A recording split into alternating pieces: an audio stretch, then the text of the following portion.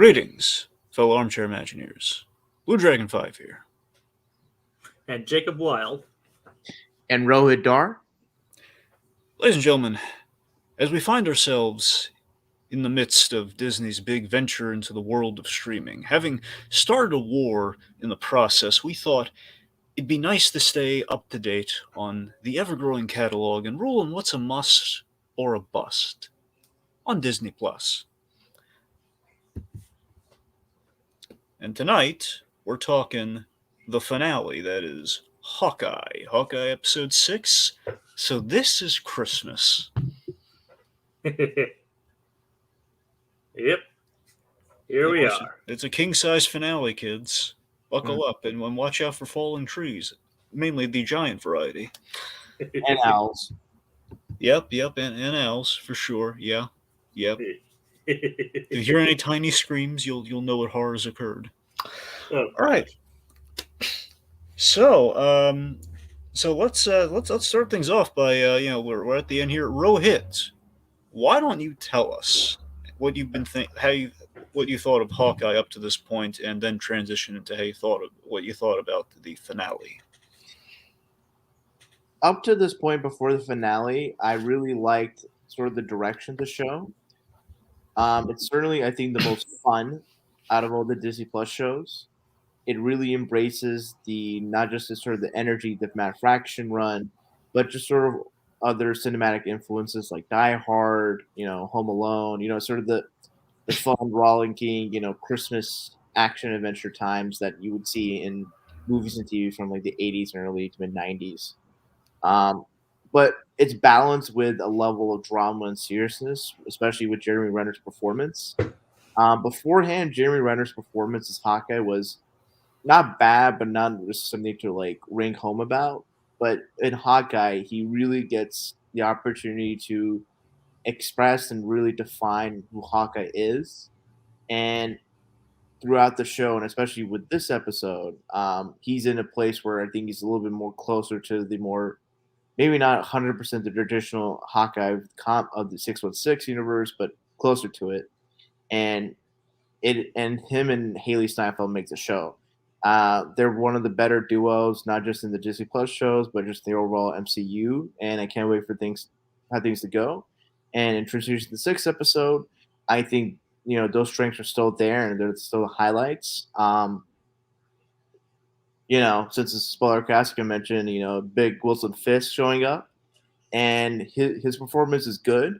I think where the parts that falter or languished are the Maya and Echo parts, and I think we can discuss a little bit more about them. But there's certainly a case to be made that these were parts that appeared to be either heavily rewritten or heavily reshot, and they don't necessarily flow together as well or necessarily line up as well as the other parts that are more Clint and Kate focused, in my view. Okay. All right, Jacob. So, since I was on a couple episodes ago, should I just give my thoughts on this particular episode? Yes, Jacob. All right. I really like this episode. I mean,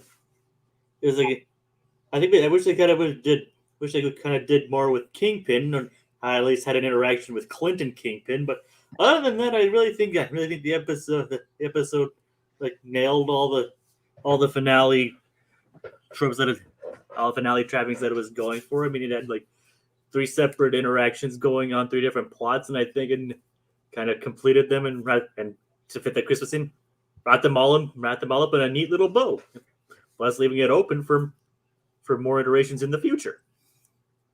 So overall, I enjoy this episode, and I think it's a strong finale for the show. Yeah, so I thought this was an amazing finale for obvious reasons. I was very invested in, but beyond that, I think it's an episode kind of themed ultimately to your family and the unconventional family around the holiday. Kate Bishop kind of rejects one family for kind of the family that inspired her with Clint Barton's family ultimately. Can we kind of bring the broken families together between the Elena kind of like making her peace with Hawkeye and everything, and also we kind of see the destruction of a broken family. Basically, we see closure kind of happen both in the positive sense as well as the negative sense with Maya kind of like visiting her uncle. Let's say it. So, and also Eleanor and Kate as well. yep.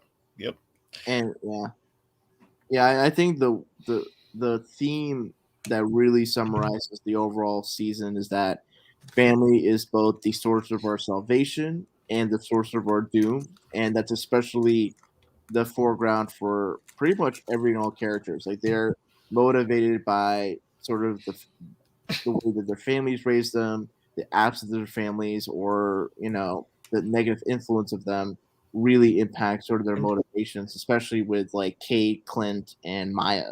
And also that family doesn't necessarily have to be bound by blood either. Of course. Yeah. So I thought this is a very Die Hard-esque finale, to our story here. It's just like, we got so much Christmas in our 6 episodes here. I like that each one kind of had a bit of a different flavoring. So this one is very much the Die Hard episode. Is Die Hard a Christmas movie? Well, I mean, for our purposes, yes. Yes, it is. It takes place on Christmas and stuff, so there's nothing wrong. I mean, the whole reason he's there is because it's Christmas. So by the process of elimination, I'm leaning towards Christmas. I don't. Yeah, I mean, I'm kind of with you on that one, Dragon. All right, so I'll admit, upon further reflection, maybe a few bumps, but hey, it's the holidays. I'll look past them. Had a great time with it. Yeah, I mean, I think the show had like more sense of fun and overall adventure than some of the previous shows did. Yeah. I mean, again, I think this one kind of benefited from like the very okay, it's a very direct story. It's a 6-day arc. We kind of see that. Again, it fit kind of the the mini series kind of format because of that. Like, okay, well, it's countdown to Christmas, which kind of really behooves their story.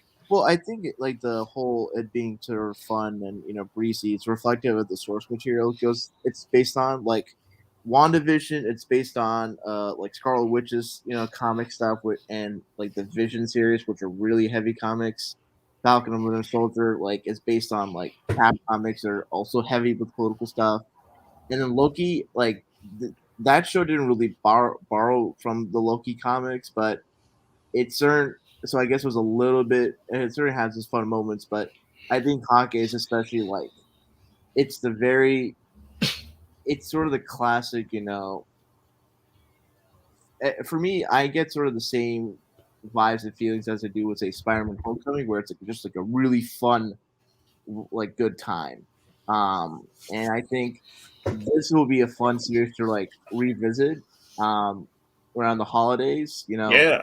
I mean, Iron Man 3 is a quote-unquote a Christmas movie, but I feel like, with this, you have, the emphasis of the family, you have, like, a dog, and you have, like, Christmas tree and all that stuff. It's even as the songs. and you have the stereotypical grumpy character that softens over throughout the holidays with Clint. So, yeah, it's definitely the Christmas spirit. Sure. You're a mean one, Mr. Clint.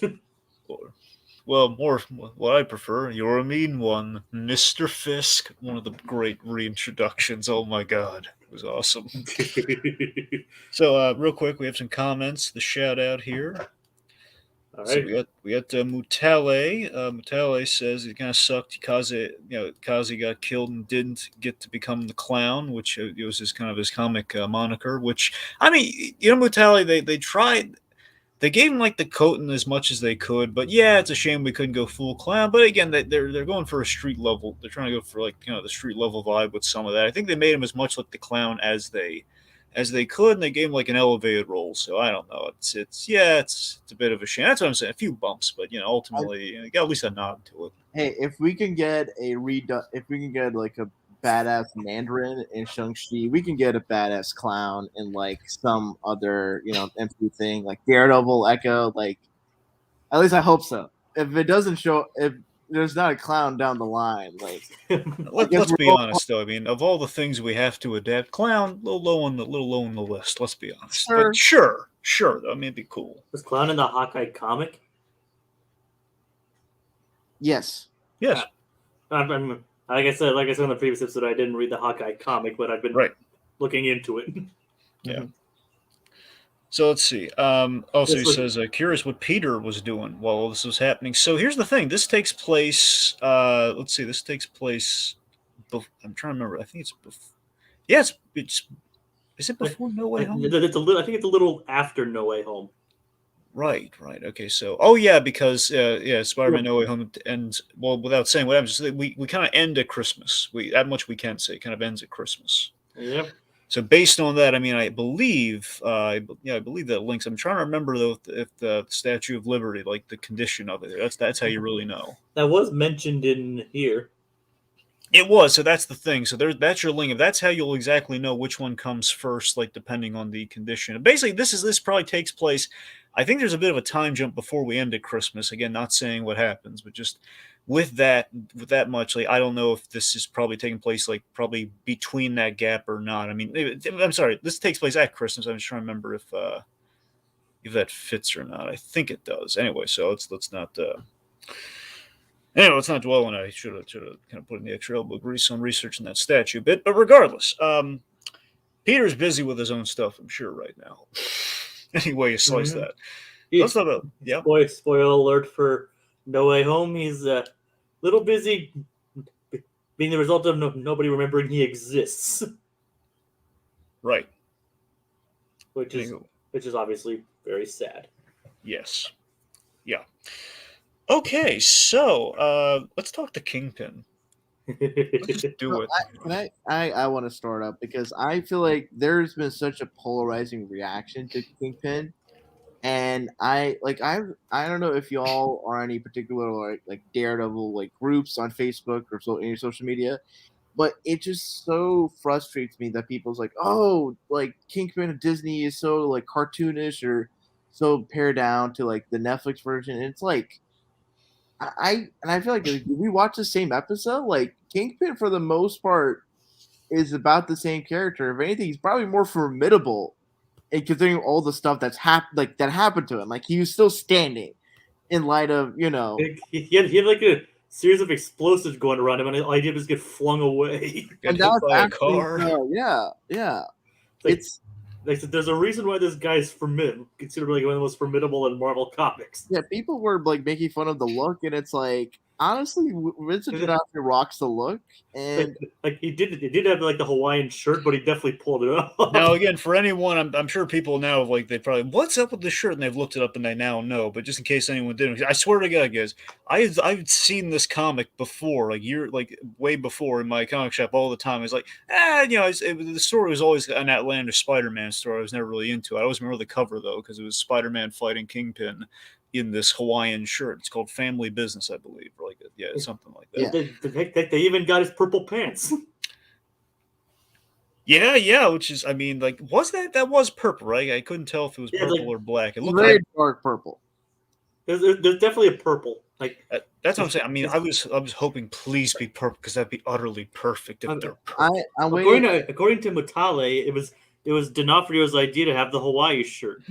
Which again, it's a comic book. It's a deep cut comic book. That's good on D'Onofrio, man. That's the fact that I'll admit the hat was a bit much, but still, it looked great. Well, I mean, to be fair, I think didn't like older Kingpin actually have like those kind of hats? Well, yeah, it's when they gave him like the ascot and everything, and like sure. I mean, at times he put on a hat. He didn't always have the hat though, but yeah, sure. I mean, he still had like the diamond cane and everything. Oh, I was so. I knew he had the cane. I just didn't know. Please give him the diamond tip. Please give me the diamond tip. If Kingpin ever shows up in a Spider-Man movie, I would hope he he dresses up like the Spider. Not obviously not like the size of the Spider-Verse Kingpin, but like dresses like him, then like the black suit, white shirt and black tie, and just be like a massive unit. It's like, and Mutale has a thing that says, "My theory, Rohith, is that people are used to seeing Kingpin in a dark show like Daredevil being something a little more lighthearted like Hawkeye." I get them with Tali, and I think people just need to just sort of like reorient themselves. And it's like, I feel like Kingpin in Hawkeye, I don't feel like there was any edge cut off of him.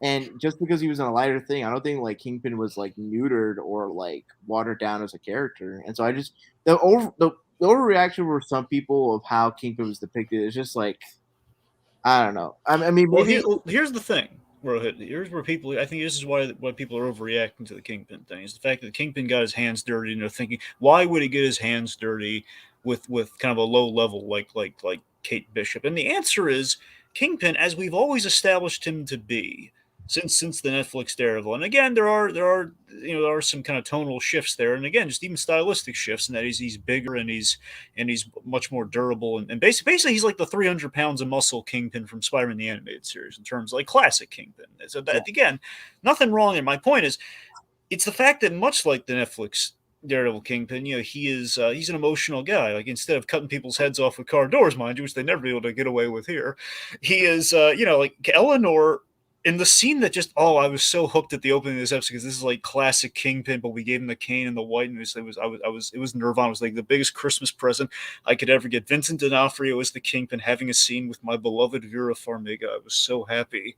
Oh my goodness, I was so delighted by that scene. Anyway, so it's the dialogue and the spirit of the holidays. Eleanor, I'll give you a minute to think about when you're starting here. It's like Kingpin's. He's got the twitches. He's got everything down there. He's got all the power in the scene, and just that it's just it's so on brand, and he's so I'm sorry, Jay. Keep interrupting you going. It's been several years since D'Onofrio has played Wilson Fisk, but you can tell he just stepped right into it, and he didn't miss a beat like that. Because you got to remember, all those Daredevil actors, they didn't want to not keep making the show because they loved it so much. So he's been aching to get back to this role, and my God, and now we have Charlie Cox also back. It's a wonderful ending to the year.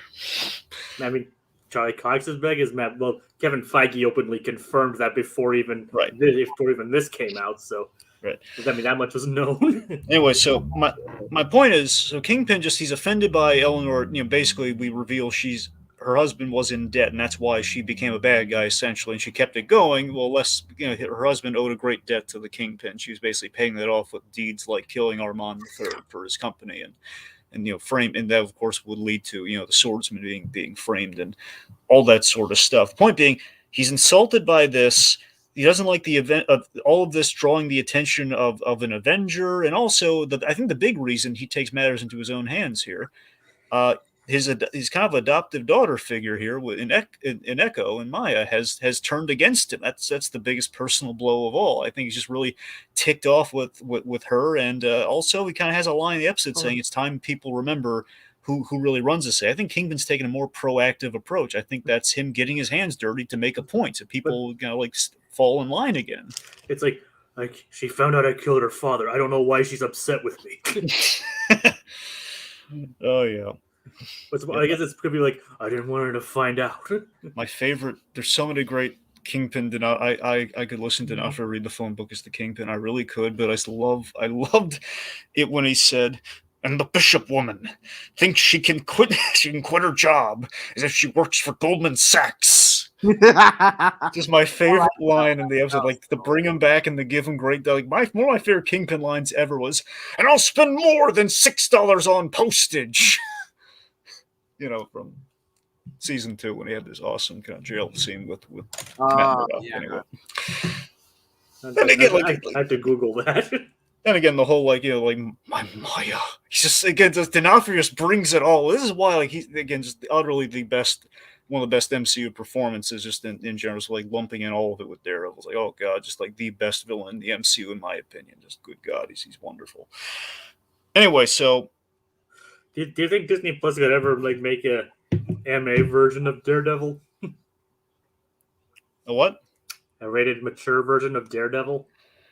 Yeah, I mean, I think Moon Knight's going to see how far we can toe the line. And again, we're not going to. That'd be wonderful, Jacob. I think that would be personally the smart call. But it has been proven we can tone Daredevil down, and still get away with a lot. Look at what Mark Waid did with the character, which is kind of a fun mix of the Frank Miller Daredevil as well as the more lighthearted Stan Lee era. So there is a balance that can be struck. But again, letting it be go a little more Frank Miller once if they ever get their ducks in a row and either say we're putting that on Hulu or we're calling it like a Disney Star, but for the stateside, who knows? I mean, I wonder how they're going to be able to, or this just going to be stuck on Netflix because I think some people Who knows? Some people might not have those shows and might not exactly know what's going on. All the more reason to do kind of a reboot, but Yeah. do it on your terms. No, I honestly, it's for what I can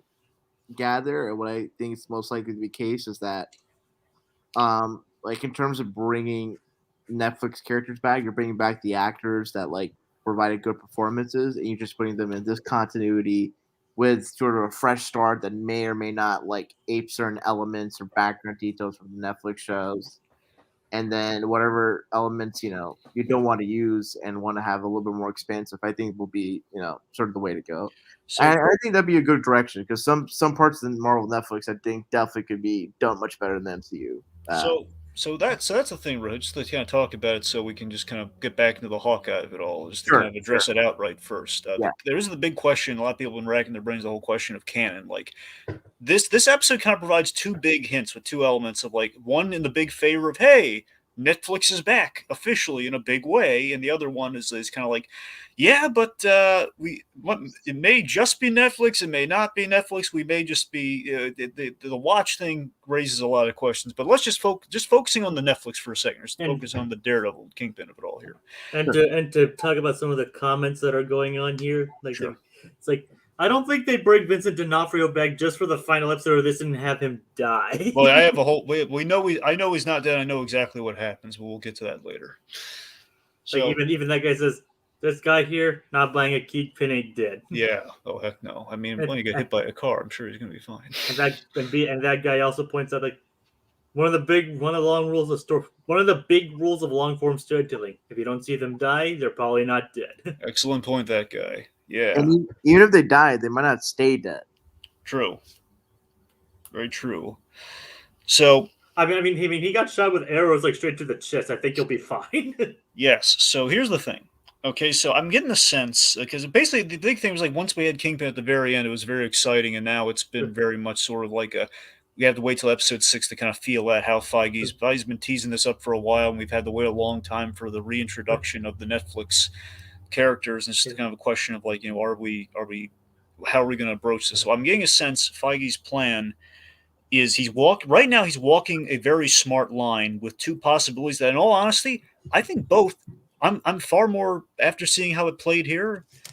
I think either will work very well. I'm on board for both options, which I did not expect to be, and I think he found the perfect line, which Rohith kind of talked up with Plan A here. Plan A, I think is kind of what we're ultimately. I think is what we're doing is we're going somewhat the multiverse route. Now I'm just calling it the multiverse route. Don't get too excited, folks. What I mean by that is basically this is the MCU's version of these characters, but they're being smart and doing what I prayed they would do. And that okay, if they're just going to do their own versions, we're going to bring in the Netflix, as much Netflix cachet as we can. Like, okay, we're going to give you Charlie Cox, we're going to give you D'Onofrio, we're going to give you maybe Bernthal, Mike Coulter, perhaps, who knows. We're going to give you as much as the Netflix stuff that worked, that we love, that we want to bring back, but we're going to do the bucket list things that we were not able to do on the Netflix shows. Like, for example, give Kingpin the cane and the white suit and make him bigger. Give him the 300 pounds of muscle thing,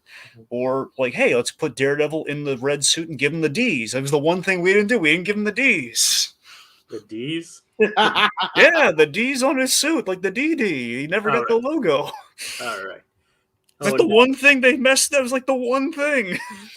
You didn't see him jump off of rooftops and doing a lot of acrobatics, so that'd be kind of cool to see, on a big Disney Plus budget or yeah. So that's what I'm saying. To me, that's the easiest thing of which they can basically, okay, so everyone's going to be happy with the fact of, okay, we're at least bringing them back so we can tell stories with them on our own terms that we have oversight with, which I think that's a happy compromise. I did not think I was going to be okay with until I realized, okay, they're going to bring back the stars we like, so it'll be fine. Option B, Netflix exists, and we're just not sure how things have maybe morphed since those shows ended, and kind of they're checking back in with them with the MCU, because there are a lot of hints that, well, we're addressing a lot of the Netflix things, like the cufflinks. We confirmed those are indeed the cufflinks from Daredevil. Mm-hmm. But there were 2 sets of cufflinks, and those are not the second cufflinks from season 3, so it's unclear. It's a little unclear. I mean, it's been about however many years it's been since. Well, the in season. universe, it's been 5 years. In Yeah, the so like it might change in fashion sense, So that's how things are, So that brings up my question here. I know we're lingering too much on the Kingpin. We got to refocus it, but real quick. So here's what I'm thinking, and this is what I'm saying. If we want to just say Netflix happened, which by the way, D'Onofrio has said. Now again, this fits both things. By the way, is that D'Onofrio has said, regardless, he's playing it exactly like the Netflix, Kingpin. Because again, that's the performance. That's that character. So. Yeah.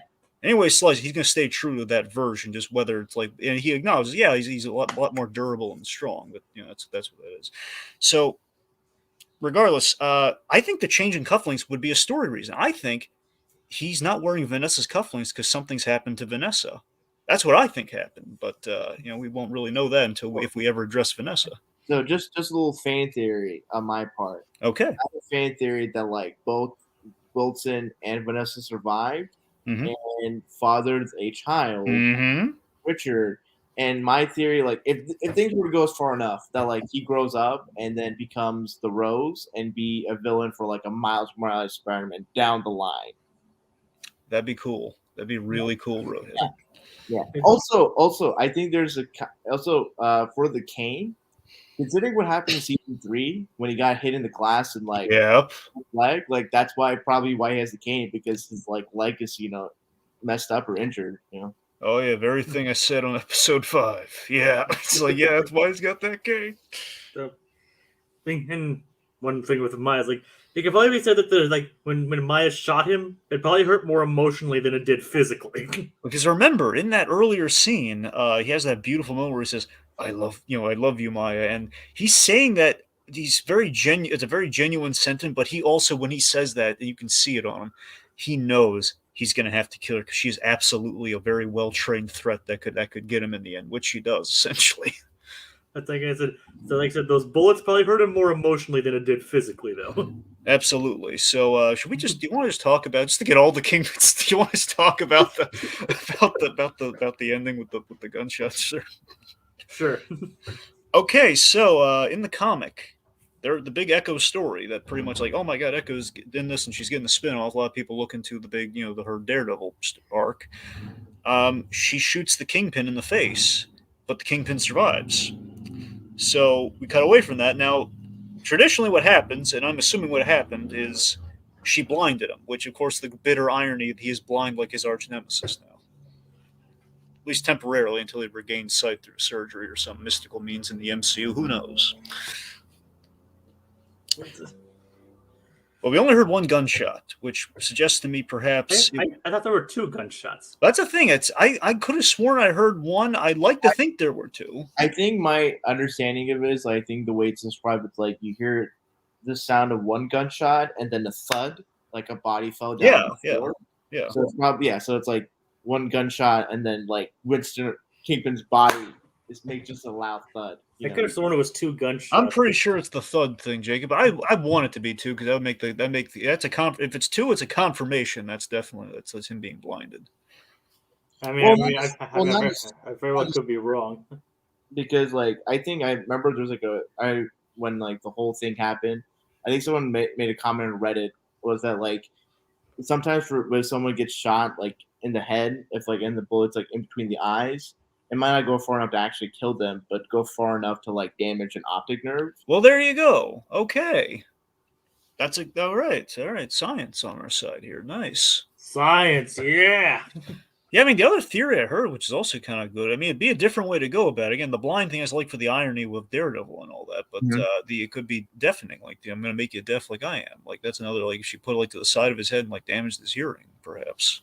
Mm-hmm. It's kind of interesting that he originally started off as an enemy of Spider-Man. Yeah. Yep. Which again now is on the table. And then Frank Miller turned it into Daredevil. Yep. Which is funnily enough turned out to be a natural fit. Oh yeah.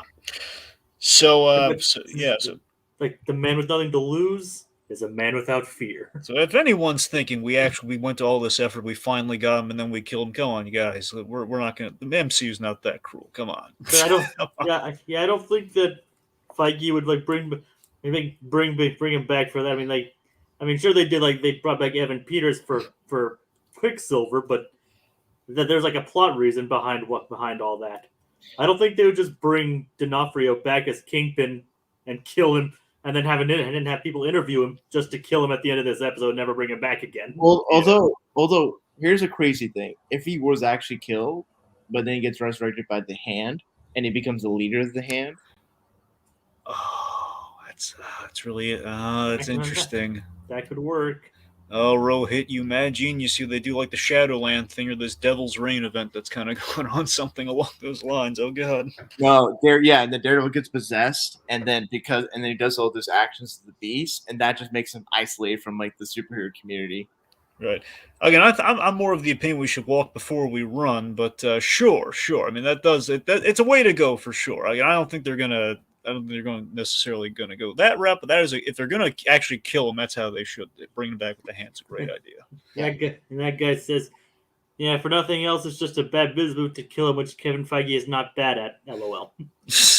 Yeah, I mean, Feige would be an utter monster if he actually killed the Kingpin. After all that, to me, it'd be like irredeemable. Like, oh God. And considering he also pretty much brought back Daredevil within the same week, I don't think so. That's what I'm saying. Like, it's very unlikely. Have you all read either Superman Earth 1 trilogy or Batman Earth 1 trilogy? I'm all up to date on the Batman Earth 1. I've not finished the Superman Earth 1 trilogy. No, I mean, it will be super hilarious. Like, if I was just to try to troll fans, was like, he actually kills off Kingpin and then brings Vanessa and has her become the Kingpin, but literally, like, have her be bald and just be a little bit heavy, you know? Yeah, a little crazy there, but okay. No, that's the trollish way. Oh, but, right, yeah. Yes, I'm not advocating for it, so please don't forget to be in the comments. Thank goodness. It's like, don't do it, Feige. Fucking no. Like, I don't think Feige would do that, honestly. Oh, of course not. Feige's A-okay. And again, assuming he's finally brought back Netflix, the money on the table option. That's there. We're going to see how far he's going with it. Well, he's at least bringing the actors. Exactly, bare minimum. Which again, perfectly fine. Which again, so long as if we just bring back the actors and we do like kind of hopefully a debatably even better version of it. For all we know, depending on how far we go with it and stuff. Who knows? Meanwhile, Finn Jones is just refreshing his email inbox. Which, you know what's funny? I heard Charlie Cox, he didn't directly say this, but Jessica Henwick, she did an interview recently where she was asked, I believe she's in the new Matrix movie. Regardless, she was offered Shang-Chi and she turned it down because she knew Charlie Cox years ago had been informed he'd be coming back into the MCU proper. So because of that, she's like, well, if I do that, I'm gonna underwrite. If I'm in Shang-Chi, it's gonna be like a really, really weird double casting, which they're already kind of like combating a little bit in the MCU here and there. Like I means I won't be able to come back for Iron Fist potentially. Alfred Woodard was in Civil Luke Cage and Civil. So that's what I'm saying. They're already kind of battling that. And I guess that was her logic. Like I don't want to get too confused. Marshall Ali. There's Blade and Cottonmouth, yeah. Yeah, so they might have to do like a whole broad strokes kind of thing. See, that's the thing. So based on that, to be fair, Cottonmouth, let's just say he wasn't in Luke Cage season 2. So after 8 episodes, he wasn't in Luke Cage season 1. Well, yeah. He's trying to be a little more delicate, but yeah. Yeah. And that's only because Mahershala Ali had like filming commitments to do. Right. So regardless, honestly, I've always kind of chalked it up to doppelganger theory in the MCU. Like everyone's got at least one lookalike in the MCU. Lookalikes and soundalikes too. Yeah. Oh, for sure. And maybe they're LMDs. Yep. So, oh boy, we'll get to the whole LMD thing later. All right, so let's transition back to the main kind of Hawkeye of it all here. So Clint supporting his partner here. He and Kate, they're back on good terms, and he's helping Kate in the plan to protect Farmiga at all cost. Yeah, though. Debatably whether or not she deserves it. Of course. So let's see. So I love that we Home Alone some arrows with Back to the Future labels. I love the Back to the Future labels. It's just kind of funny. It's like earlier a couple episodes ago, he's like, we don't have access to these arrows, but now it's like you can make more. Yep. It's like Clint can make his own arrows. Maybe not as like advanced as like the ones that Shield and other people can make, but They're not He going to has- be polished, but they're going to be like he needs to make this the tips of the trick arrows. Everything else is like it's going to fall into place rather easily, I'd imagine, for him. And where did he get? I wonder where he got the pin particles from. Well, I'm going to take a wild guess and say, Well, I mean, Ant-Man. I mean, did he say? Did he go to like? He's like, hey, can I have some particles for my arrows? Yeah, I I think feel it's literally what happened. He's even went to Scott like, "Hey Scott, can I have some pin particle, those little discs that you throw? Can I put them on my arrows?" Sure. It's like, and then this guy goes like, it's like, wait, how do I unshrink someone? That to me was such a hilarious and heady idea because it was the first thought I had when he shrunk those guys. Because you remember in Ant-Man 2, it's like, yeah, you have to have like the regulator, and when we do the specially shrinkable cars, like they're locked in, so you can't leave when you're shrunken that small. So those guys, like, they're really screwed any way you slice it. Because one, it's like, wait a minute, if they get out of that car, they might die from like suffocation. Like, the whole like how fast you take in air. That's on the Ant-Man logic that's been talked up in the comics over the years.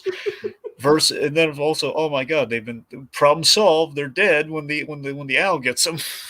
Oh, Just God. flies away. And now that Al might have developed a taste for human flesh. Yep, Man, that owl got that's- mutated Owls- into the yeah, owl. That's Yes, Owsley. yes, that's the Snyder Cut version of the Guardians of Ga'Hoole. Okay. Owsley. yeah. All right. Leland Owsley. Yes. It's like, Owsley, is that you? Now there'd be a real build up again because he's dead, man. Yeah, did this kill him? Yes, but remember, Owsley had a son. Like, are you Owsley's son? Yep, the Kingpin killed my father. There's just enough there. We don't need to, if you really want to know how he killed his father, we've seen it. If you don't, you don't need to. He's like Kingpin killed his father. He kills a lot of people's fathers, as we've established. It's like, you killed my father. He's like, you'll need to narrow it down. You realize how little that narrows things down. It's like, I've probably committed a lot of patricide. Even Vanessa's killed people's fathers. It's like- Be more specific. It's like, I even committed patricide myself. The hammer. If you just look at Kingpin's calendar, like specifically the day which Father's Day falls under does not exist.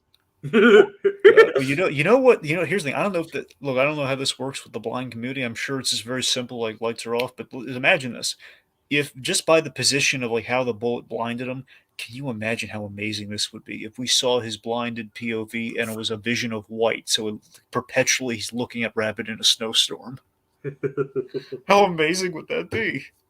I also I mean, that might not be accurate to blindness. I mean, That's I the don't- thing, but then again, it might be like a specific. I don't know. I think they're depending on like if it's a bullet wound, like in a certain nerve of the brain. I don't know, but yeah, And you're then- right. It probably would not work.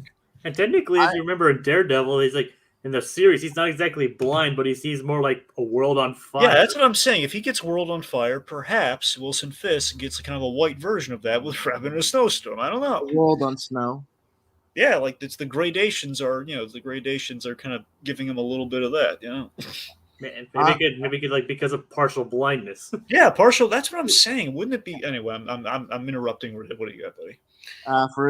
For his blind guy attire, he needs to rock a sweet pair of purple bifocals. Yeah. Hey, could we circle back to Kingpin? Okay. We need to keep things focused away from Kingpin for the time being. I know. Okay, so I know. point I know it's like good to talk about, but focus.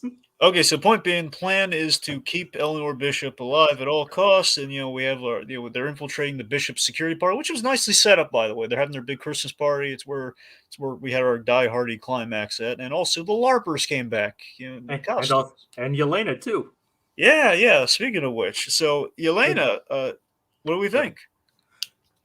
It was kind of nice to see her whole kind of tough facade breakdown. I gotta tell you, I like the fact they're both wearing the the coats, the seasonal coats to cover the outfits. I thought that was kind of nice. It was actually kind of nice with the fight with her and Hawkeye that they actually Hawkeye wasn't actually trying to kill her.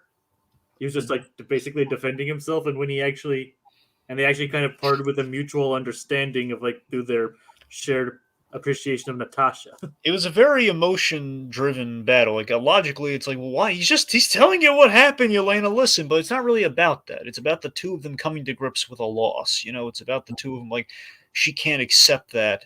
She can't accept that. Like her sister did something. Like that she is very prone to do, and just the fact that it's kind of Clint coming to the realization of his survivor's guilt really shouldn't be there. Of like Natasha, she there's nothing getting in the way of her saving the world, and even Lena knows this, and it was and I think in a small sense, Yelena kind of replaced the sister she lost with a potential kind of brother figure in some way, shape, or form. With the closest thing she had to a brother would be, Clint Barton because of how close he was to Natasha. Mm-hmm. No. It's more like she didn't want to hear it. Yeah. It's like she was afraid. It's like she didn't. She kind of like she was. The thing is, this entire time she'd been blaming him, but when she learned it wasn't his fault, she just couldn't actually accept it. She didn't want to accept that it was as much Natasha's doing as it kind of was his as well. Exactly.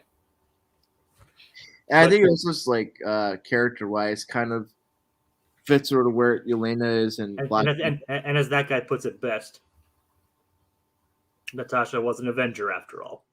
Yeah, no, but I like sort of how Yelena processed that whole that fight scene, just her accepting the death, because when you think back to her characterization in the Black Widow movie, like she's especially more, if not cynical, more snarky. Like she doesn't believe in the pomp and circumstance of like the superhero life and the gig, and I think that's her just sort of not really accepting the excuse of like Clint being an Avenger, or the fact that like Nat could commit a heroic sacrifice. I think that just reflects of her just not understanding what it means to be like a hero, and just she only knows what it's like to be just a mercenary and assassin. And it is also like as sometimes bendy as these things can be, it actually is kind of a realistic depiction of someone trying to overcome their grief. Yeah. So also, I love again Florence Pugh. Still, definitely the best part of the Black Widow movie. Certainly, just so darn delightful. I mean, just her dynamic with Kate Bishop is just such a fun dynamic. I love the elevator gag, which I like to think is a deep cut reference to Elf, by the way. The elevator gag of like just hitting all the buttons like that scene from Elf. I was saying like, Kate, please push the buttons. Please push the buttons. I mean, I didn't connect it to Elf, but I did connect it to like, oh, please push all the buttons. I just want to see Elena's reaction to that. It's like, oh, come on. I'm just waiting. Oh, you were just waiting. I would have put it over the top for this episode is someone just like said to like Fisk, because like you sit on a throne of lies. You sit on a throne of lies. You smell like beef and cheese. Your mother was a hamster, and your father smelt of elderberries. Okay. I thought that was Monty Python, but I just no, I got you. But I just had to go there with all that. Right. So of course, the two of them fighting, fighting to save Clint and everything. And I just love just Kate's like, come on, man, let's get a drink, man. Let's not do this. Like, sure, after I kill Clint. And she's like, no, that's not what I meant. They're kind of like sisters in a way. I know, I love it. It's so adorable. Like Elena replacing what she lost in small ways. I like it. It's like a more chaotic Sam and Bucky. Yeah. It's like they're just two kind of like these. They're just like trying to fight each other. Like, and then like Yelena wants to kill Kate at this point, but this is like more kind of sees her as an obstacle in the way of killing Clint. But she's like, Kate Bishop, we could be sisters. Yep, buddies. We could be buddies. I made you mac and cheese. Another Elf reference is she makes a spaghetti with like chocolate syrup. Yeah. I could so see her doing that. That still sounds disgusting. Yeah, with the spaghetti and the chocolate and the Pop-Tarts and the whole, Like, I don't think even Will Ferrell liked that. He said it was disgusting. Yep, too. two takes. Yep, just the thought of it makes me gag. Also, in line of the food, like, I can imagine mac and cheese would necessarily pair super well with hot sauce. Yeah, I personally wouldn't do that myself, but I can see it more than I can see spaghetti with chocolate sauce. I gotta tell you, I just think it's. I keep hearing every time I think about that scene. Is like the whole Kate Bishop. I keep thinking of her saying, "Mac and cheese." My daddy says it's good for you. It's so adorable. I'm just imagining for like if she joins the Avengers, she just refers everyone in their full name. It's like Sebastian Barnes. What, Sebastian? No, it's Bucky Barnes. His name is I didn't say Sebastian, did I? Yes, you said Sebastian Barnes. What's his first name? What's his real first name? It's James Buchanan. Yeah, Barnes. James Buchanan Barnes or Bucky Barnes. Yeah, I don't know. James Barnes. Yep. That's Samuel Wilson. Yep. Well, the thing is, it's not, I think just Sam Wilson is fine because it's not like Elena says Catherine Barton every time. She just says Kate Barton. So I know. I just going all over. Technically, she could have like Katie Bishop. Kate Barton. Right. Yeah. Or like Sam Wilson. Let's see. Okay, I think we're getting a little sidetracked here. Yeah. Let's refocus. So, Rockefeller Center. Oh boy, just such a wonderful payoff. We knocking down the tree and everything. Good God, how? I mean, if you're just the build up, like everyone wants to go, even the Elena wants to go to Rockefeller Center. Everyone wants to go to Rockefeller Center, the symbol of Christmas in New York, big monument. And Kate Bishop, we've established she destroys a lot of property and landmarks. You know, it would have been a great cameo in either this episode or in a post credit scene. What? J. Jonah Jameson, that menace, Kate Bishop, destroys Stain Tower and then Rockefeller Plaza. God, that'd be so. Oh, you're right. That'd be so funny. I mean, that would be kind of fun. Yeah. Well, of course, you know me. I'm a gadget nut, and of course, with Hawkeye, it's kind of the same thing with Batman's gadgets. It was a trick arrow Nirvana. We had airbag arrows. We had, the Stark Tech missiles. We had the freezing arrow, we had the electrical net, arrow, we had the tear gas, and of course the big one, the Pym particle, the shrinking Pym particle. No boomerang arrow. You know what's funny? Some people say they spotted it, but we didn't use the boomerangs. It doesn't count. Yeah, it's like it would come back. Yeah, but it's such a hilarious idea. I know it's a reference to the book, only in reverse. That's pretty much a lot of the writing is kind of reversed with a little bit of Kate Bishop. But Kate Bishop was a lot more skeptic in the comic. And they kind of reversed it here. Yeah. Well, because like for the better, given the whole hero worship of it all, made sense. Well, that and also like Clint Burton in the MCU is more closer to like his Ultimate version. So a lot of the qualities of Clint being like a hot mess and being a little bit more chipper, like they were just transferred to Kate. And I think I wouldn't be surprised if like over the course of her time in the MCU, she becomes like more of the traditional Kate Bishop, the more cynical, or not maybe cynical, but more like wise and mature version. I'm glad they kept Kate, like they didn't like turn her into like this cynical like hero hater kind of thing, or like just like overly snarky kind of things. Like she just like remained this like she definitely matured throughout the course of this series, but she's not like this character that you no longer recognize, kind of thing. Yeah. Let's see. So, okay. So again, we had kind of a dual climax. We had Clint and Elena kind of working out their issues, and of course, we had Kingpin versus Kate Bishop. And again, as I already mentioned, Kingpin, he's she definitely held her own against him. She did. I want to make something clear. And this is, again, Rohith, again, I'm so ticked off when people are polarized by the King because I'm just so happy we have him back. But it's the fact of, like, everyone mainly going to this scene of, like, well, you mean this newbie beat her in a fight? Well, okay, to be fair, she didn't really beat him at all. She basically he just tossed her like a rag doll throughout that time. She didn't land like a single punch on the guy, and he broke all of her arrows, and she lucked out basically with the coin trick. He told her, which is a payoff from with Hawkeye. He told her she's an annoyance. Like that fight was like equivalent to like when Spider-Man landed like a few kicks and punches at Thanos, and then Thanos just grabs Spider-Man, puts him in the ground. It's been, Yeah, like Which that was parenthetically, can I just say, every time I watch Infinity War, I love that moment because I just love it. It's such like a classic comic book moment of like Spider-Man just getting a little friendly neighborhood Spider-Man going up against Thanos, and Thanos like insect. Just the fact they took the time to call him an insect, even though he's a spider.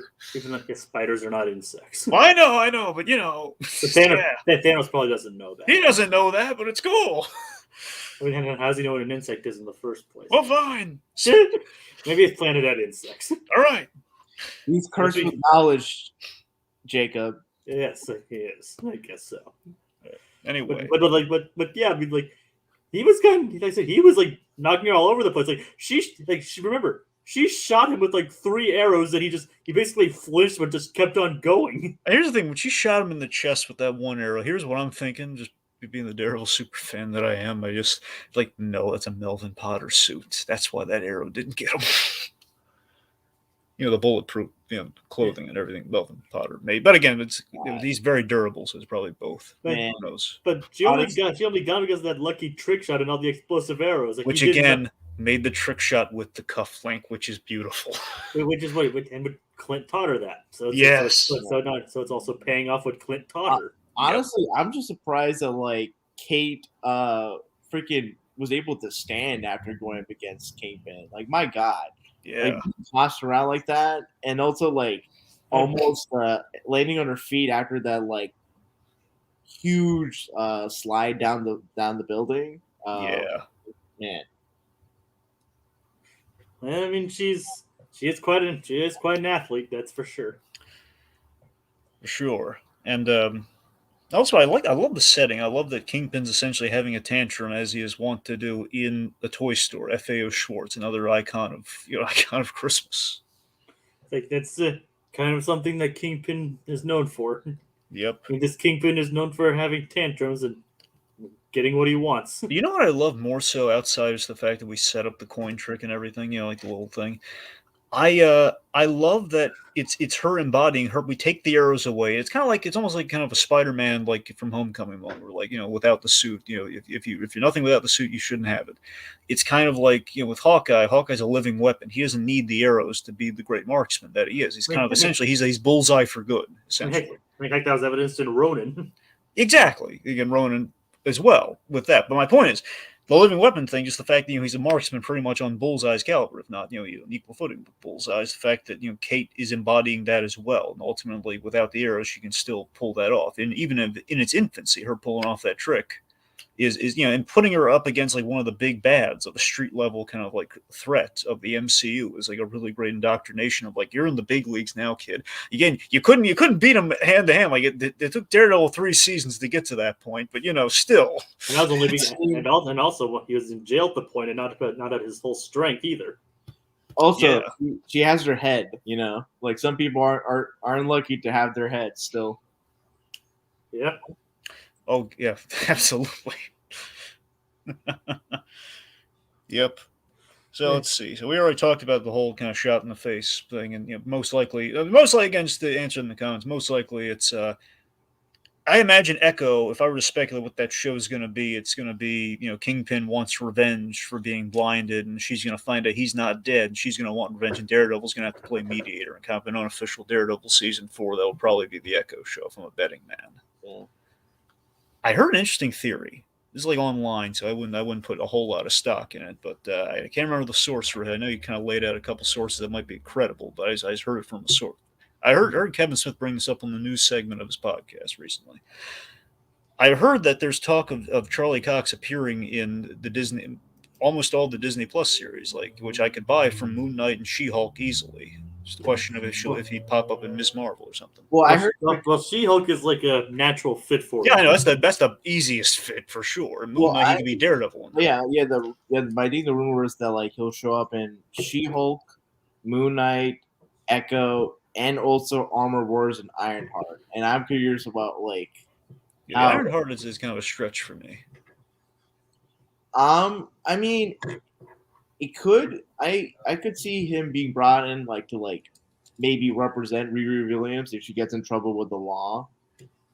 Like maybe like she takes Stark technology and there's like a potential like cease and desist, and like Storm she sues her like for intellectual property theft or whatever, and then Daredevil's coming to represent her.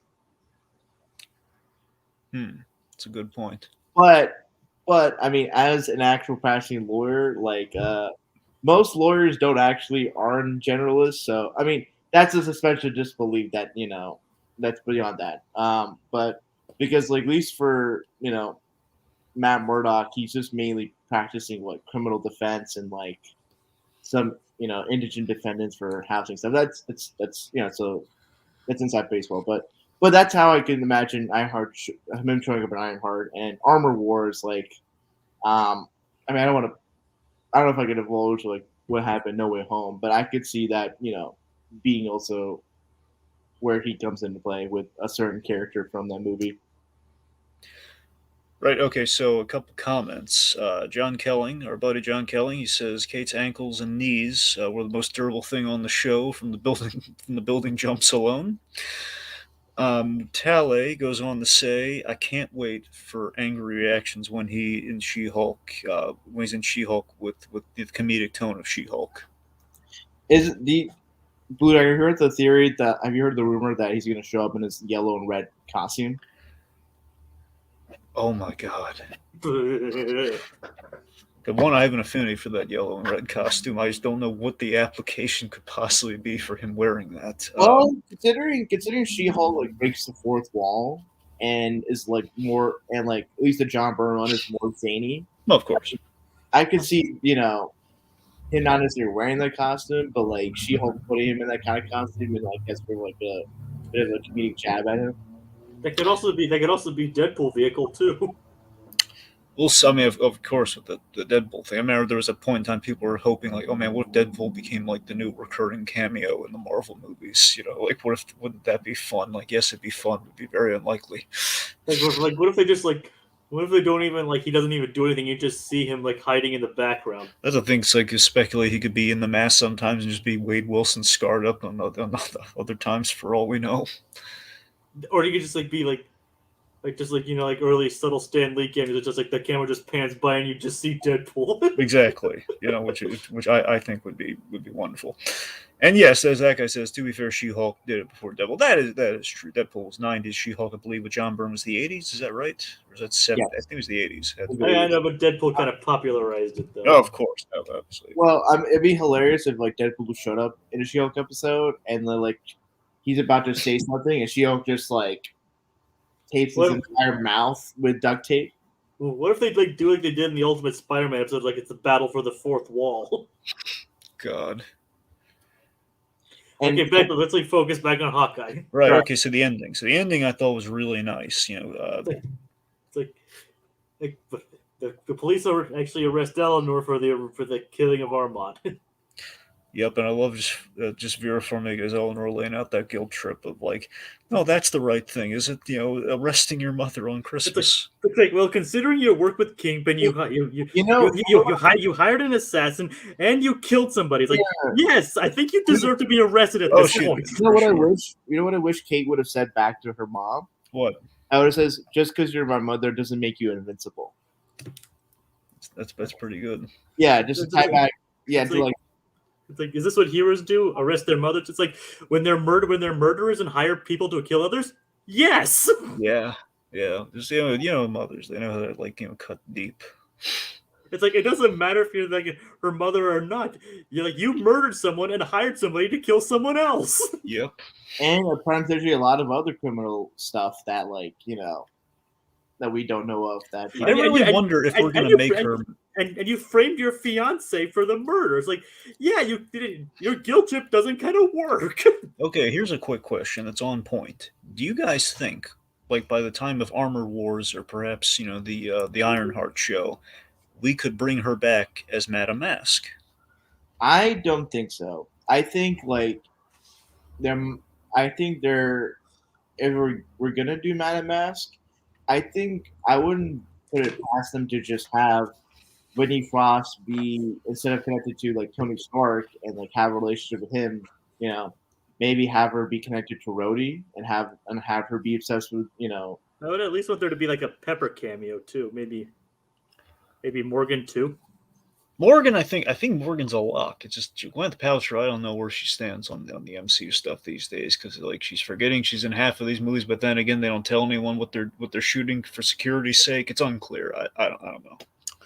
So yeah, she forgot she was in Spider-Man: Homecoming. But to be fair, again, like she's probably working on Endgame, like or at least in preparation to work on Endgame. She's like, oh wait, is that the scene from Endgame I'm shooting, or Infinity War?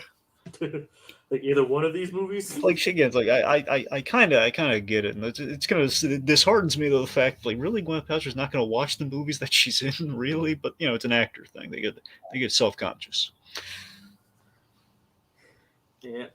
Anyway, but I mean sure that's I'm just wondering. It was kind of like okay, so let me transition to the ending here. And I'll bring back one other thing to speculate on. So again, I love that with Kate having lost the connection with her mother, we have a really nice ending where Kate is invited to Christmas at the Barton house on the Barton farm. Like she still says she loves Eleanor though. Sure. It's like you may be a lying murderous psychopath, but I still love you. Of course.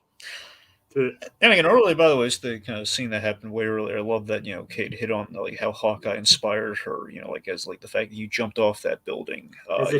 You showed me you could be a hero if you don't have powers. Yeah, you don't need an iron suit to fly. Or shoot lasers from your hands. Yeah. Yeah, imagine. I'm just imagining like a what if episode where Kate saw like Black Widow save her life, and I'm just imagining it's like you're telling your mom, I need a gun. It's just like the reaction. It's like what if, it's like it would be kind of interesting to see this kind of play as like she saw Black Widow as her inspiration, but then this takes place. It's like she took the inspiration from Black Widow, but the events of Endgame still took place, and that whole thing kind of reminds him of Natasha. And then she met the Punisher. She became like the girl sidekick in season 2 of the Punisher. Oh God! I don't think I actually watched season 2. That has its redeeming qualities. It really does. It's not all good. Not all good. I say season 1 is better than season 2. I agree with that sentiment. But yeah, like most of the season 2, most of the season 2s aren't better than the original seasons. I mean, Daredevil season 3 is definitely better than season 2. I would say Luke Cage season 2 is better than season 1, but I don't know if that's necessarily shared among others. Yeah, I don't agree with that. So, I mean, I don't think season 2 Luke Cage is bad. I just think season 1 is just it's wonderful. I don't think 2 overshadows it. But again, I think we're drifting off focus here. Like both of us keep saying we need to focus here. Right. Okay, so 2 things. So one, again, it's a beautiful kind of passing on the mantle sort of thing, kind of checking in with Hawkeye and the kids, and again, he's we have like the whole name joke and everything. But let me tell you one thing that didn't work for me in the one payoff I was kind of disheartened by a little bit. It's not a deal breaker with how much I enjoyed the series as a whole, but it was like one thing I was wondering. I wonder how this is going to factor into things, and in the end, didn't factor at all really. The watch. Like, it's probably just like one of the hooks to a future thing. Yeah, but it showed that she used to be in S.H.I.E.L.D. and she's like kind of hinting at the Matt Clint's comic book wife at Mockingbird. Yeah, so okay, a couple things. Okay, so one, again, I'm a little disappointed just in the fact of like I don't know what Kingpin's real. I understand like I would have led him somewhere eventually, but I mean, did the watch do something other than just being a Shield watch? Like, did the Kingpin have any additional designs or any specific targets in mind? Like, what? That's I wish you kind of say like why he wanted to steal this watch. Like, he was targeting this watch specifically. Yeah, like for me, it just doesn't. I had that same thought as well because. It's entirely possible we'll find out more in the future. I mean, we'll see. You're right, we'll see, but it still feels like if we built this was kind of this was an important plot point, just given who it led to. Yeah, because right now, like, it's a watch of a former Shield agent. Like, Shield hasn't been a thing since, at least in the regular or mainstream MCU, excluding Agents of Shield, hasn't been a thing since 2014. So it hasn't been a thing for a decade. Yeah.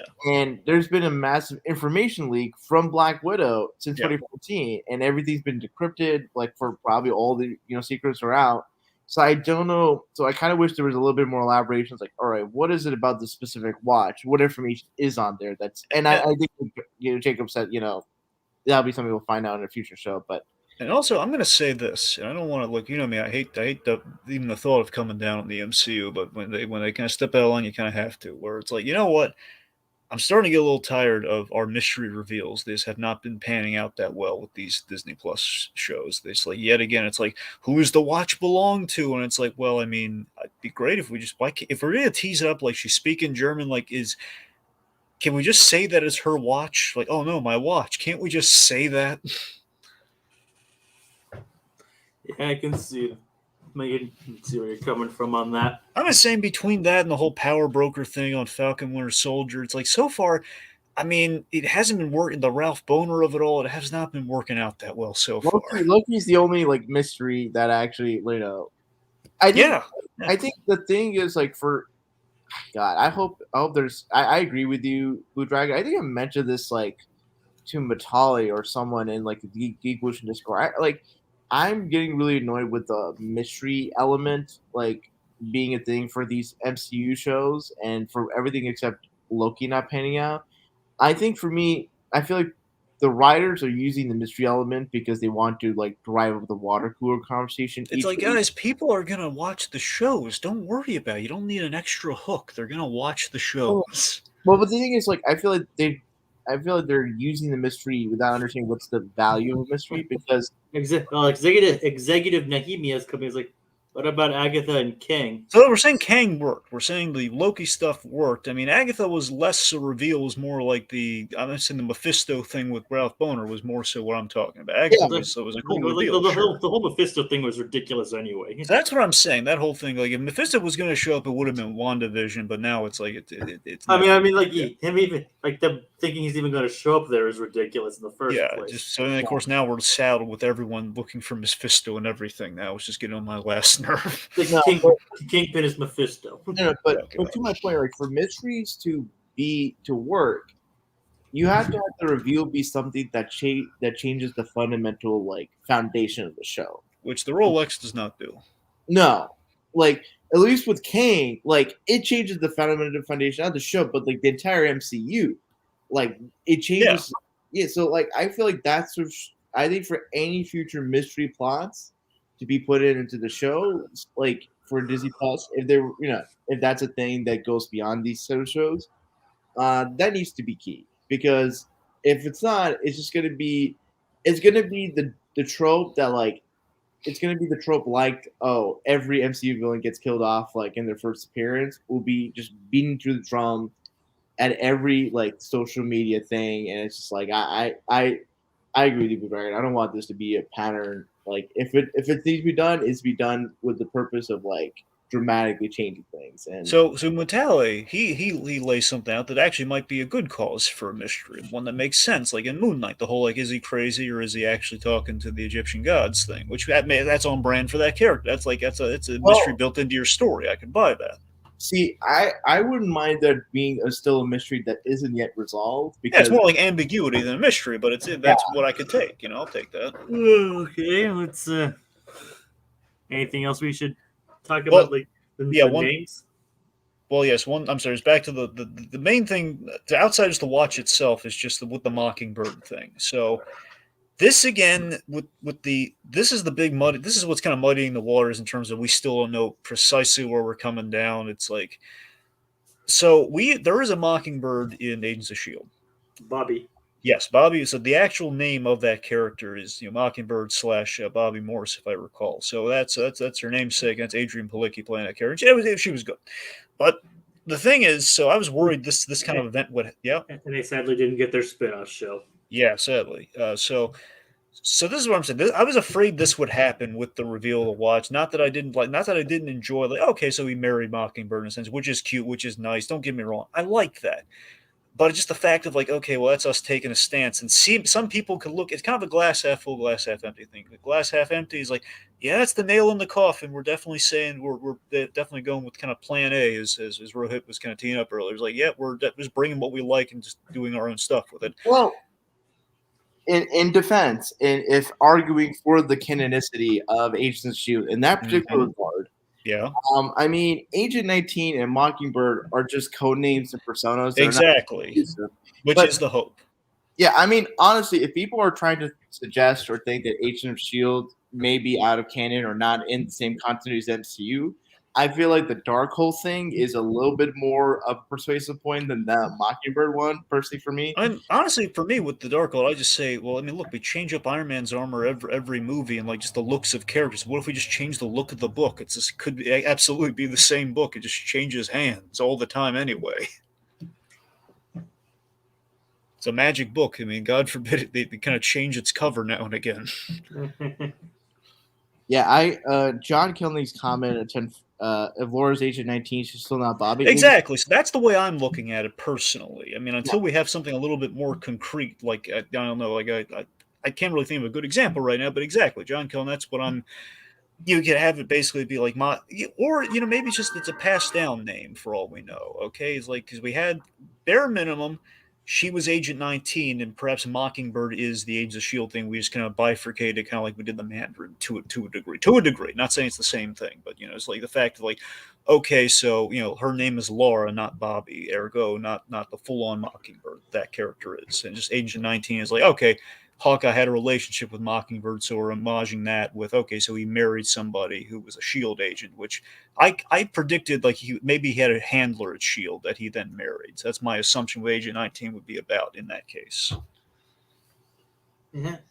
Well, technically, he did say Shield set him up with this, so it's entirely possible. Yes, I mean, based on that, I'd like to think that, and it's either that or plant that, or if you want to look at it that way, just it's passed down. Perhaps she was the original Mockingbird, then it went to Paliki. Who knows? We don't know. I mean, he could have been just an analyst. I Yeah. think Bobby in the show, like she has like some science. She has like a scientific background, so yeah, I wouldn't put it past it where like Laura was like more of an analyst and not like a hands-on field agent. Sure. And then with Bobby, she has both the experience to be both like an analyst, like science person with like Fitzsimmons, and also be on the field. Yeah. All right, let's get back to the ending for right now. Well, look. Well, I mean, the only thing left, Jacob, is the is Rogers the musical. No, but what I'm talking about is like wait, sorry. Go like on, the Jacob. costume of the costume burning and the name. I was trying to build up to the after credits thing. Oh, I'm sorry, Jacob. We kind of we brought up the name thing, but sure, yes. So yeah, we closed the book on Ronan, which was kind of a nice thing, giving kind of a little funeral for the Hawkeye's dark past. It seems and bridging kind of a brighter future with. I Kate was Bishop. personally sad about that because Rodan's costume just looks so cool in the comics, and I'm annoyed that the MCU version doesn't have the actual mask with like the white slits and all that stuff. But no, I also what I like is that like the ending shot is like the pan up to the bullseye, bullseye, which From Endgame, yeah, that he was playing, that was shooting with his daughter. Yeah. Yeah. It's like, and Kate's different names for her stuff, like Lady Hawk, Hawk Eve. God. It's like, and I love that. It's like I have a better one. Just cut to Hawkeye.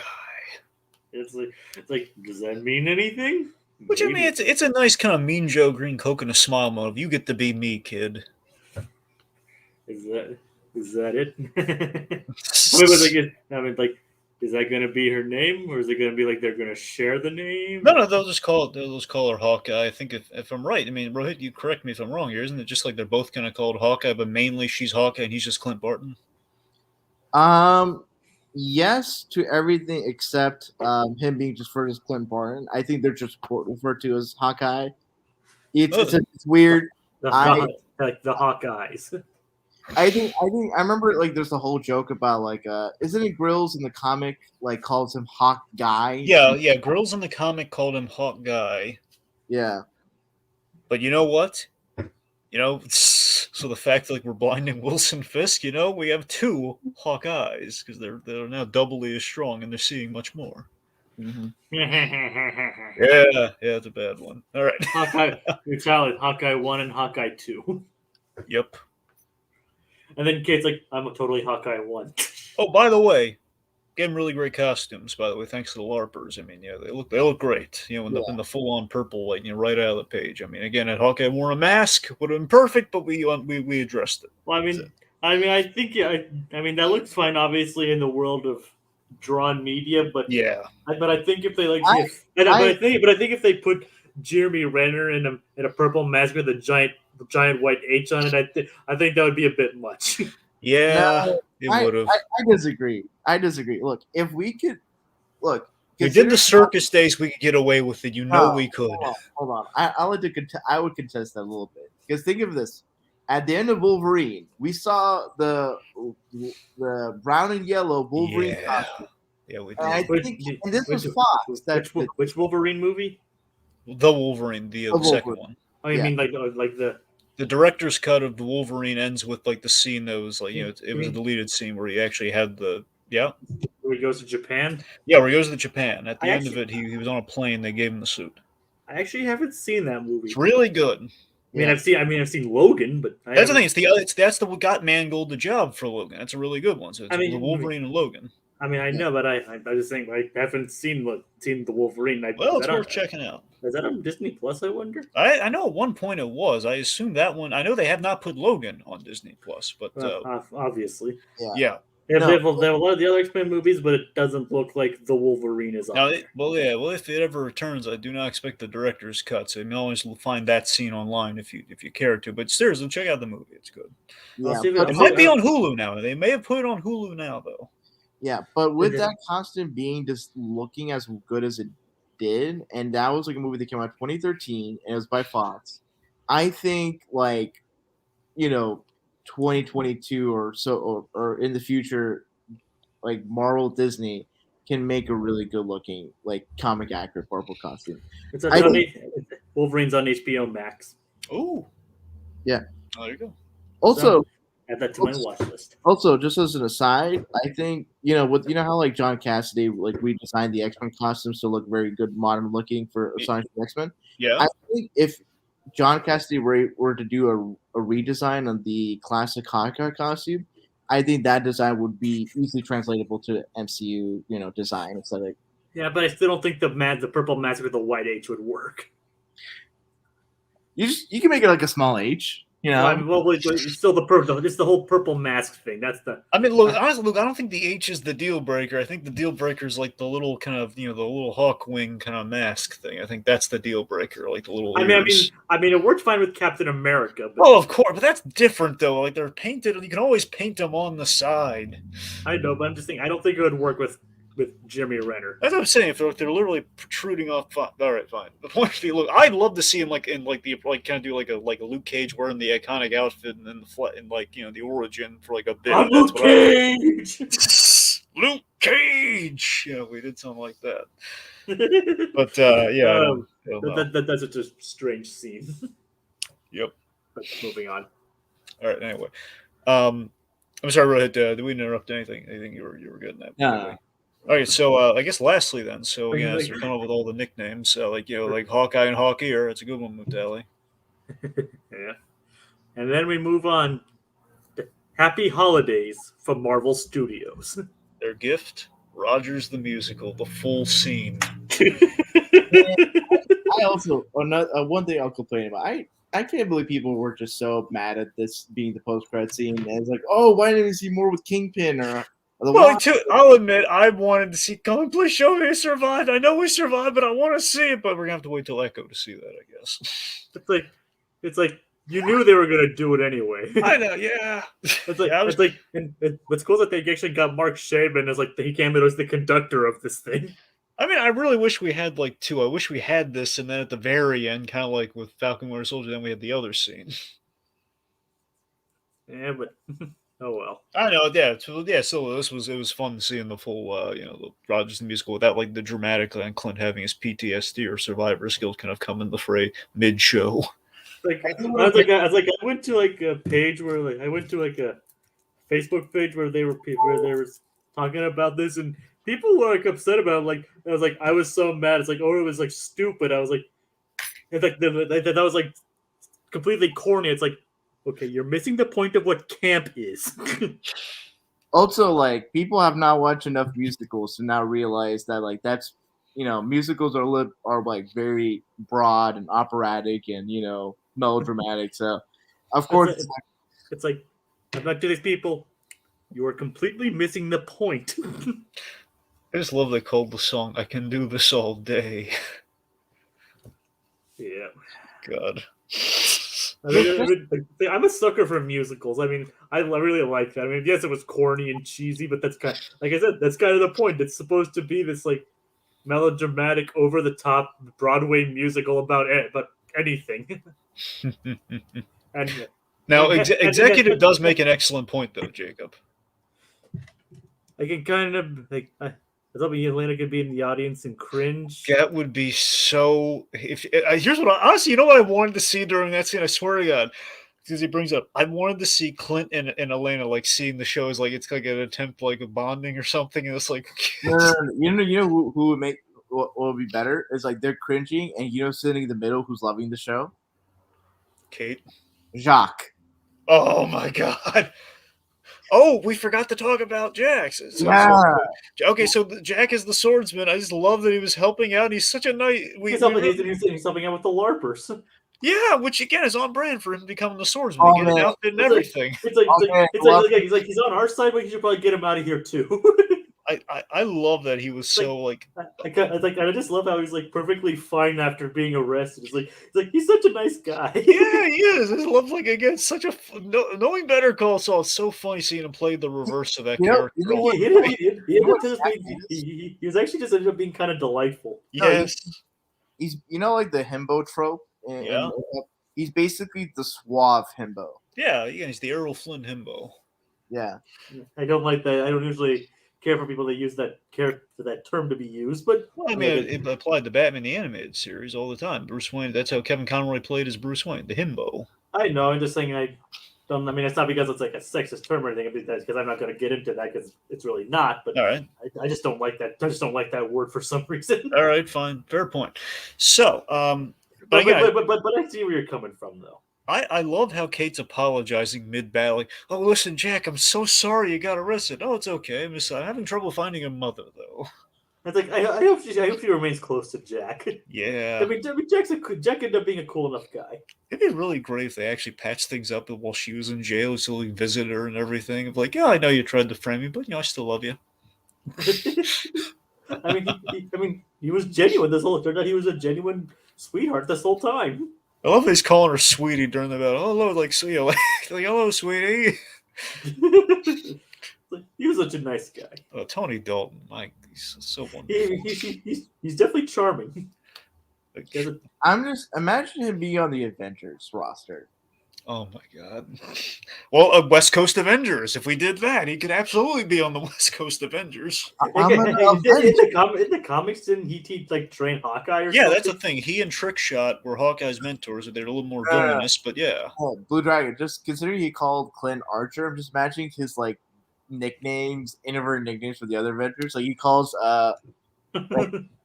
Sam a Patriot Pigeon. Oh God. What would you call like Scarlet Witch? Red Devil or something? Oh, probably like some like I'm trying to think of what's the part. I was gonna say Gypsy or Romani, but like that might have been that I don't know if that's. I don't know. Gypsy kind of works. I think I could buy maybe going to Gypsy then. Yeah, or I'm trying to think. There has to be some. He called Vision like Robot Man. He just calls them like the basics of what they are. Calls them Tomato. Oh God. He kind of just gives them like the basic. So just like Iron Man is this man. Maybe I should just call him like Iron Man because that's pretty basic. Well, what if he just called? No, I know what he calls Scarlet Witch. The Red Witch. It's the Red Witch. He calls her everything. He calls her every variation of red except Scarlet. So like the Crimson Witch, the Maroon Witch, Rouge Witch. Yes. Yeah. Oh, I went with like Red Devil because of the horns. But yes. that could be like more Daredevil. Like he's the Red Devil.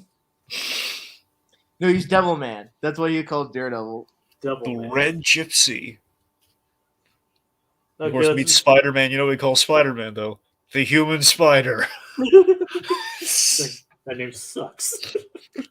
Jack's like, oh, I quite like that name. Let's move on. Okay, executive has it. The Burgundy Witch, or the Burgundy Gypsy. What about this? The That is Burgundy Brewhawk. Yeah, that's great. I think some of my Spanish lessons came in handy. Yep, yes it He did. calls Vision the Android Adventurer. Android Avenger. No, Adventurer. I know, but Adventurer. I'm just saying Android Avenger. It's the fact that he gets all the sayings. Like, you think he would actually call the Avengers the Adventurers by mistake, or like? Oh yeah, he does kind of mess up the words. All right. Avengers a lie. That's how. That's what Jack thinks the battle cry is. Avengers come together. Love that movie. Avengers show up. Avengers single file. I can do this all morning. Okay, that's what I want. I want to see Tony Dalton just botch all the Captain America I can catchphrases. do this all night. I can do this for 5 minutes. All right, okay. Oh, Tin Man. You can call Vision Tin Man. Yes. That don't have to work for Iron Man though, too. Yeah, no, that would probably work better for Iron Man. Oh, he calls Thor Goldilocks, and that's how we get Goldilocks in there. Didn't Tony once call him Goldilocks? Well, they always call him in the comic. I think once they called him Goldilocks. I know what's called him point. I think he would call Thor the Blonde Warrior. I like Goldilocks. I prefer I think it'd be funny if you called him Fabio. Fabio. I know that's more of a Tony thing he would. No, yeah, you're right. Tony called him Point Break. Tony called him Point Break. Yeah. Like Tony The Iron Guy. Oh, Iron. There you go. That I buy. Iron The Iron Guy. That is it. I am Iron Guy. Oh, he calls Thor Hammerman. Yes. What would he call it? Yes. What if he calls Ant-Man Spider-Man? Okay, that would be hysterical. Okay, well, guys, we can literally do this all day. Let's maybe we should wrap things up. So, folks, before we go, before we thank the folks too, so Tiki and I, and we have some special guests lined up. We don't have it officially nailed down, but we have some special guests. Rest assured, for our series recap on Hawkeye. And basically, we're going to break down kind of the highlights of the 6 episodes, knowing what we know now after 6 episodes. So looking back, so that's coming up next week. After the holidays, at least after the Christmas holiday. Polynesian guy. Yeah, so look forward to that. Again, we look forward to we're going to reveal some poll results once we learn how the math is going to work on that exactly, but we'll reveal our poll results. So by all means, vote if you haven't already. Just go to the community page and vote on out of 5, how the episodes grabbed you, and we'll reveal the results, whatever they may be. I guess we have to assign a point system or something. Math. So, all right. So let's thank the folks. Of course, the wonderful John Kelling, Mutale Munashiku. That guy. That guy. He knows who he is. Executive Nahimi. I know you guys have trouble saying his name. Yes, we do. B Wolf 95. Good year. Good vintage. Says Jack Duquesne. All right, let's see if there's anyone else. Little scrolly. And, of course, Rohith Dhar. He's not in the comments, but we like shouting him out anyway. Thank you, Bluedragon. All right. Okay. Azure Drake. Azure Draco. Right. Sorry. All right. That'll do it for us this week, as we holster our remotes till the next installment calls for the draw. Mano y mano, just Plus and Us. Additionally, and also us.